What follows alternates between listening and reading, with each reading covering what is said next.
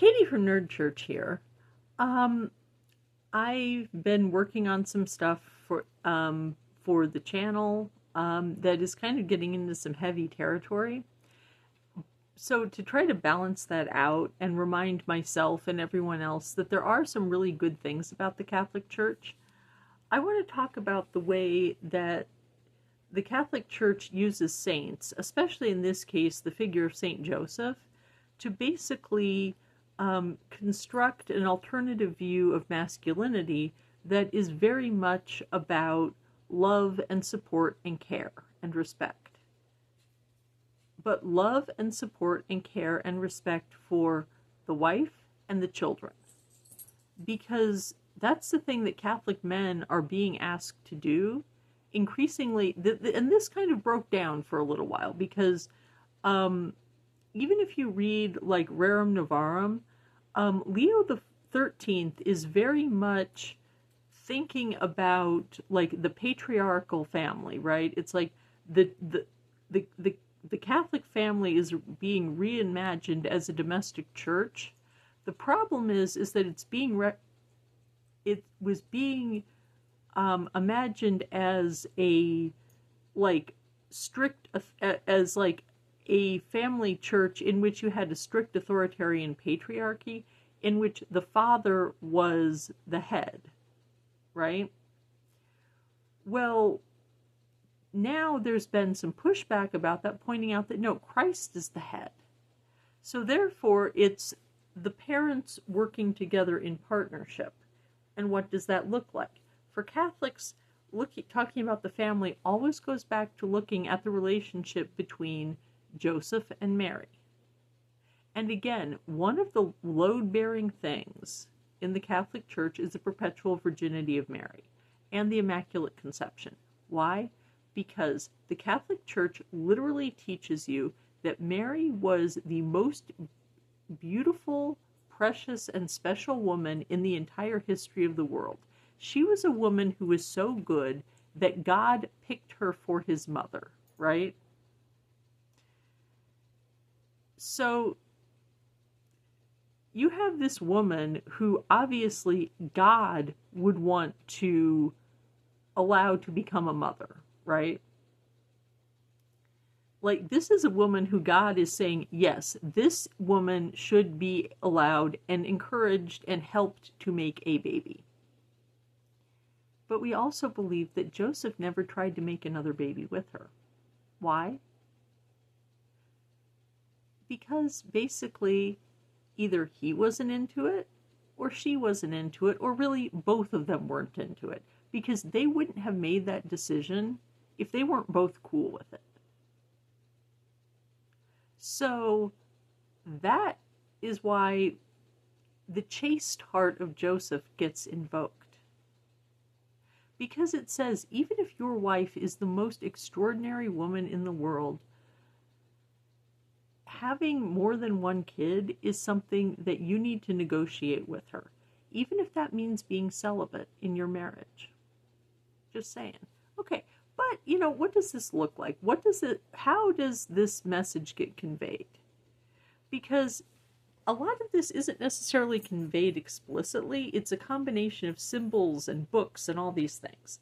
So to try to give you just some idea of this, and I am literally going to go through and break down every item in my bag, but this is just the big picture, so you know if you want to turn in.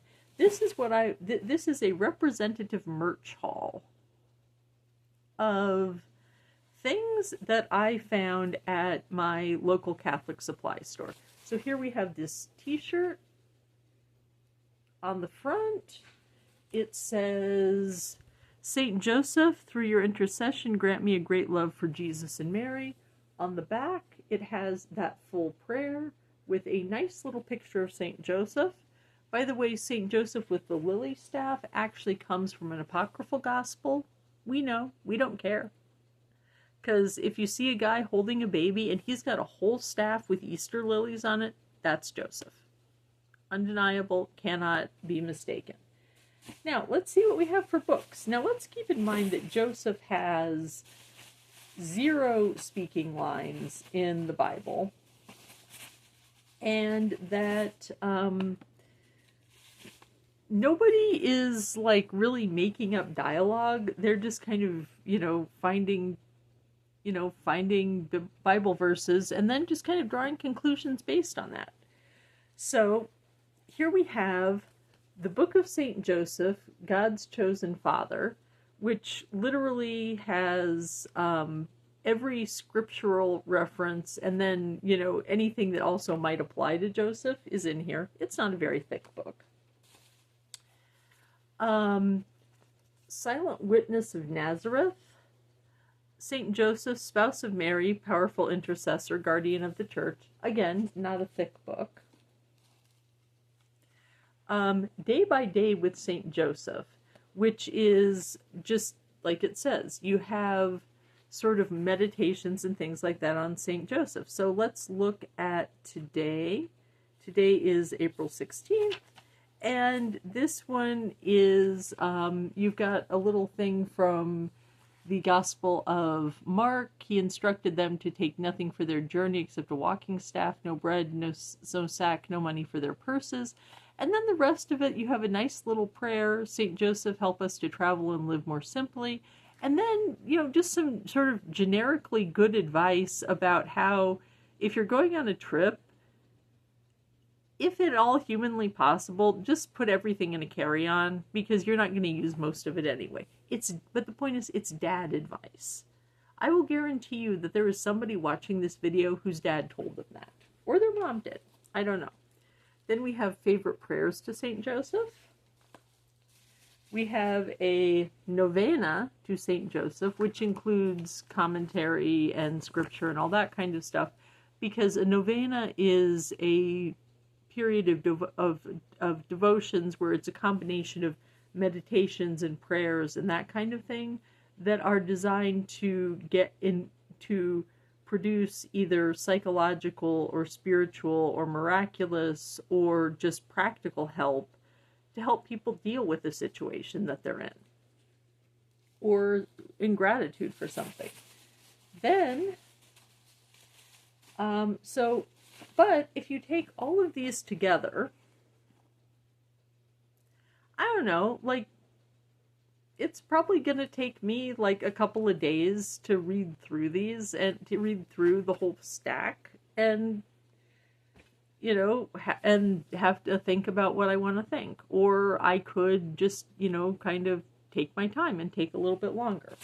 Now let's talk about the prayer cards. A prayer card, and yes, there will be a whole episode on prayer cards, a prayer card is just what it sounds like. It's a piece of cardstock. It has a picture on the front. It has words on the back, and it teaches you how to pray. These three are a more modern style. You can see the art style kind of varies quite a bit. These are produced by the Association of Marian Helpers, specifically the Marians of the Immaculate Conception, who have a site in Stockbridge, Massachusetts. They seem pretty cool if anybody wants to come there. And one thing that I really like is that they're kind of introducing new art styles, whether it's more modern art or more traditional art, rather than, preserving like 19th century chromolithography forever. Because I love 19th century chromolithography, but I also like some variety, because sometimes it can get a little bit sugary, a little bit chocolate box, as people sometimes say. So these prayer cards, we have the classic Saint Joseph Pray For Us. This one is, he's kind of like got the crown on because, he was from the line of David. But, he's got the lily staff. You see the lily staff? Boom, Joseph. Then you've got this card. You've got Joseph holding baby Jesus, which is a very popular image. And then it includes the whole litany, which is basically talking about how St. Joseph is awesome. And then it has a prayer of Pope Leo XIII that is supposed to be prayed after the rosary in October. So again, you're praying your rosary, you've said all your Hail Marys, and eventually you finish your rosary not by praying Hail Holy Queen, but by praying to her husband, by praying to Jesus' father, Saint Joseph, which is actually kind of cool. You know, give the man some love. Now, I promised you 19th century chromolithography, and I will not disappoint. Because, and I kind of feel like, I know that I probably talk about my LDS friends more than I should, but honestly, I feel like one thing that unites our two peoples is the profound love of and maintenance and continuous use of 19th century chromolithography. Pick a card, any card. So now this one actually has a little Saint Joseph medal that you could take out of the card if you wanted to. But this one is just a generic prayer to Saint Joseph. This one is Saint Joseph, protector of homes. Here is a very old prayer to Saint Joseph. Here is prayer to Saint Joseph for employment. This is, oh wait, oh, I got two of the same card. Huh, fun. Oh well, I'll just give one away. Oh yeah, okay. Free giveaway. You want a Saint Joseph card? Respond to the first person to respond in the comments, and I will mail it to you. We've got another prayer to Saint Joseph.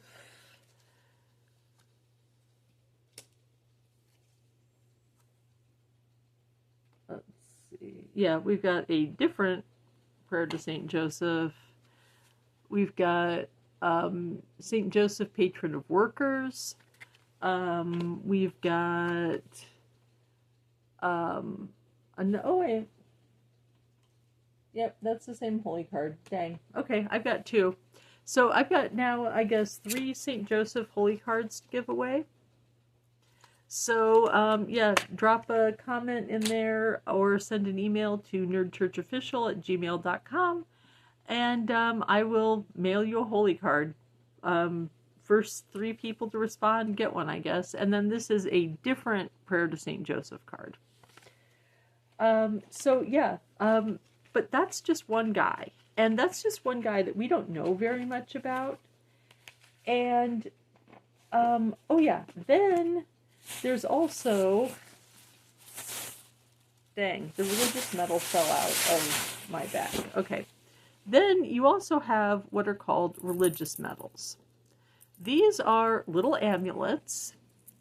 They are little dangly pieces of metal. If you ever want to know why sometimes I get salty when Protestant evangelical scholars, or rather former evangelical and sometimes former Protestant biblical scholars start talking about, you know, oh yeah, people would wear these amulets.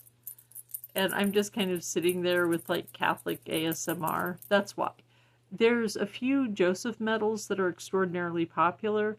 I'll be going through them kind of one by one. We'll talk about them. It'll be a good time. But anyway, this is the announcement for our ongoing series on St. Joseph and his merch, which will be going up.